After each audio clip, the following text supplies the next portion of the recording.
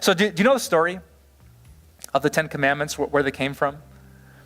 I want to take you back about 3,500 years to this picture.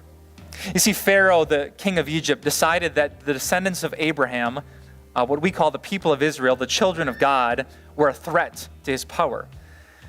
And so he enslaved them. He put bricks in their hands and whips on their backs and appointed slave masters to make sure that his slaves never had a day off.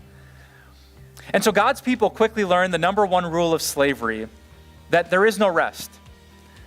You don't work for the weekend if you're a slave, you work through the weekend. And just the thought of trying to take a little bit of Sabbath rest was a threat to those people. I mean, just attempt to put down your brick and a slave driver would pick up his whip. Just try to punch out for an early weekend and he would punch you out and you might not ever wake up for the weekend. Pharaoh insisted that their names were slaves and that's all they would ever be, and work is all a slave got to do. But then, God. All those three words changed everything about everything. But then, God. But then God showed up.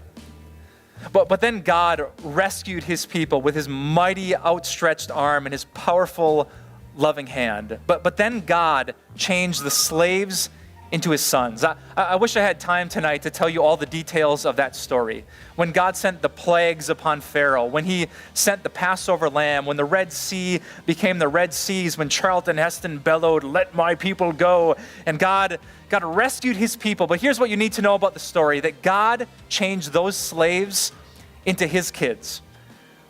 He said, a slave is what you were, but it is no longer what you are. You are my sons. You are my daughters. You are my children.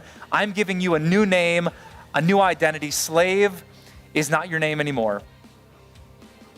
And God took his sons and his daughters to a place called Mount Sinai, and there he gave them the Ten Commandments.